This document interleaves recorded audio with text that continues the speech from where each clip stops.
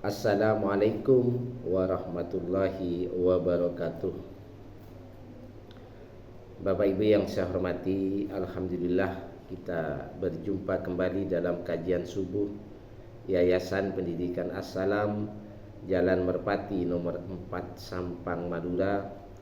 Hari ini Kamis 9 Juli 2026.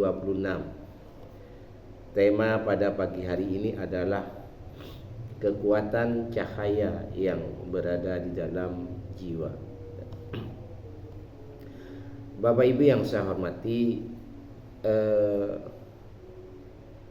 di dalam diri kita sebenarnya ada kekuatan yang begitu dahsyatnya,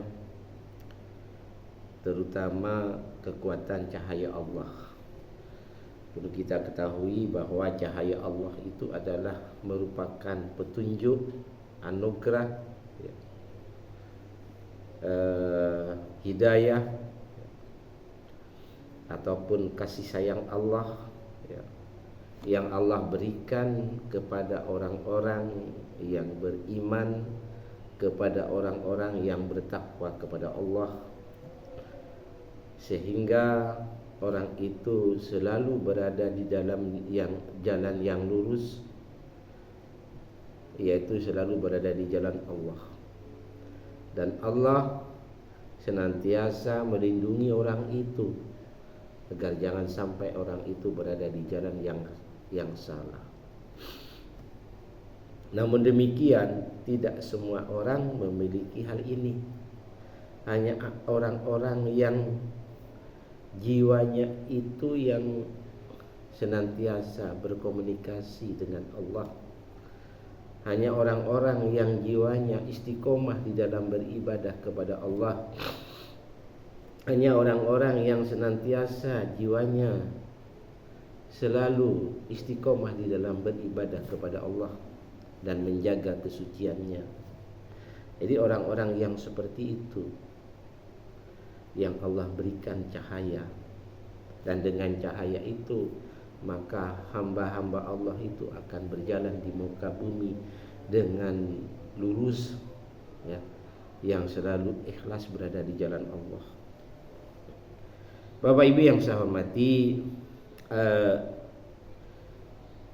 cahaya Allah itu Allah tanamkan ke dalam jiwa manusia, sehingga dengan cahaya itu yang masuk ke dalam jiwa manusia, maka akan bertindak sebagai pemimpin dalam diri kita.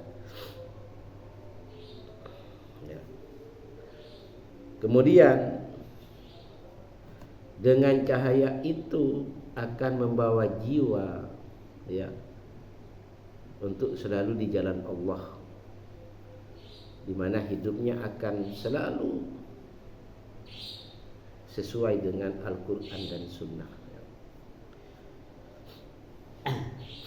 Jiwa yang dipimpin oleh cahaya maka menyebabkan orang itu dapat membedakan mana yang hak, mana yang batil.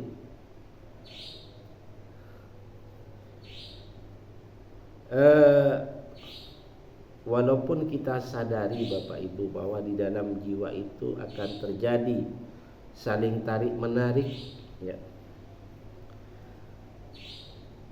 terjadi pertarungan antara kekuatan cahaya dan kekuatan hawa nafsu.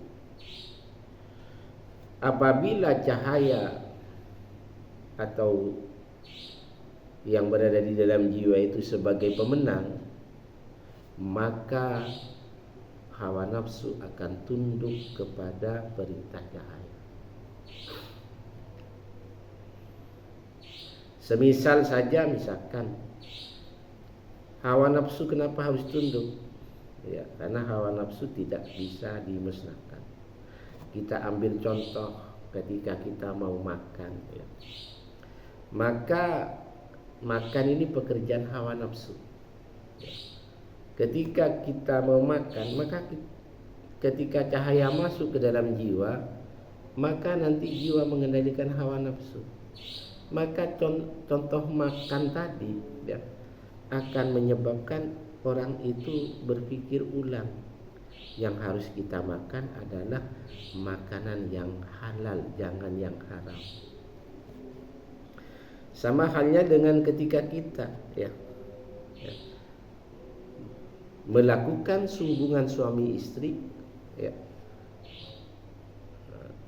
maka kalau cahaya itu memimpin di dalam jiwa kita, maka hawa nafsu akan tunduk. Saya melakukan hubungan suami istri, maka dipastikan itu adalah istri yang sah, bukan dengan orang lain.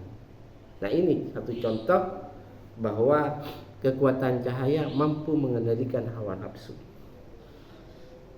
Ketika kita menjadi pemimpin misalkan, lalu di dalam memimpin cahaya yang mengendalikan, maka orang itu tidak sembarangan, tidak akan mendolimi orang lain, tidak akan merampas hak orang lain, tidak mengambil secara paksa milik orang lain. Kenapa? Karena dia tahu bahwa itu adalah dosa, bahwa itu adalah haram. Karena orang itu sudah dikendalikan kepemimpinannya oleh cahaya.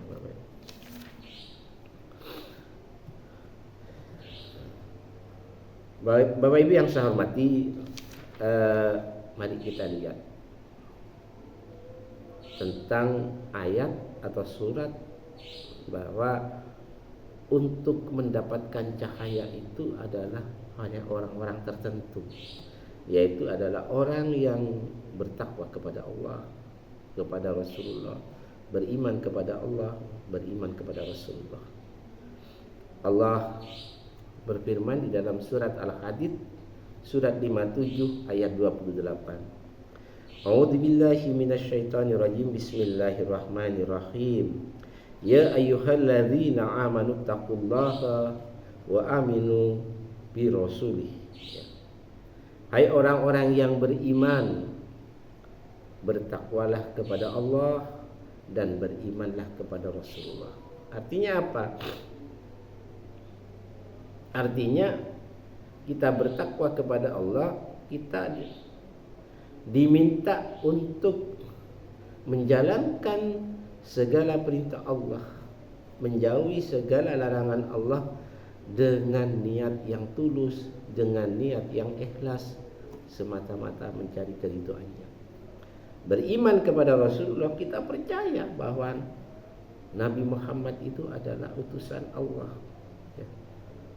Percaya kepada hadis-hadis Nabi, sunnah-sunnah Nabi, dan menjadikan Al-Quran dan Sunnah itu adalah perjalanan hidup kita. Yu'tikum kiflain min rahmatih. Niscaya Allah akan memberikan dua bagian dari rahmatnya. Wa yaj'al lakum nuran tamsuna bih, dan menjadikan untuk kalian cahaya yang dengan cahaya itu kalian dapat berjalan. Wa yaghfir lakum wallahu ghafurur rahim, dan Dia mengampuni kalian dan Allah Maha Pengampun lagi Maha Penyayang. Jadi ayat ini jelas Bapak Ibu, ya. Orang-orang yang dikendalikan jiwanya, ya, atau mendapatkan cahaya dari Allah, maka orang itu dipastikan adalah orang yang beriman dan bertakwa. Bertakwa kepada Allah, bertakwa, beriman kepada Rasulullah. Oleh sebab itu Bapak Ibu, ketika kita mau menjadi orang yang baik, yang diridhoi oleh Allah, maka perbaiki jiwa kita. Bagaimana jiwa kita itu memperoleh cahaya Allah. Karena bukan kemampuan fikir atau otak, tetapi adalah kemampuan kolbu, terutama kolbu kiri yang di dalam ada jiwa, di mana jiwa itu mampu berkomunikasi dengan Allah. Semakin kita istiqomah di dalam beribadah, ya, semakin kita itu menjaga kesucian jiwa kita, ya. Kemudian semakin jiwa itu rutin komunikasinya dengan Allah dan menjaga kesuciannya, maka semakin deraslah cahaya dari Allah. Karena pada hakikatnya hidup ini adalah kita hanya diminta oleh Allah untuk senantiasa menjaga kesucian jiwa, menjaga komunikasi jiwa dengan Allah, istiqomah di dalam beribadah. Nah, ketika itu sudah dilakukan, kita cukup menjalani ikhtiar. Nah, di luar itu nanti Allah semuanya yang mengendalikan untuk senantiasa berada di jalan Allah. Mudah-mudahan ini menjadi renungan bersama. Terima kasih. Wassalamualaikum warahmatullahi wabarakatuh.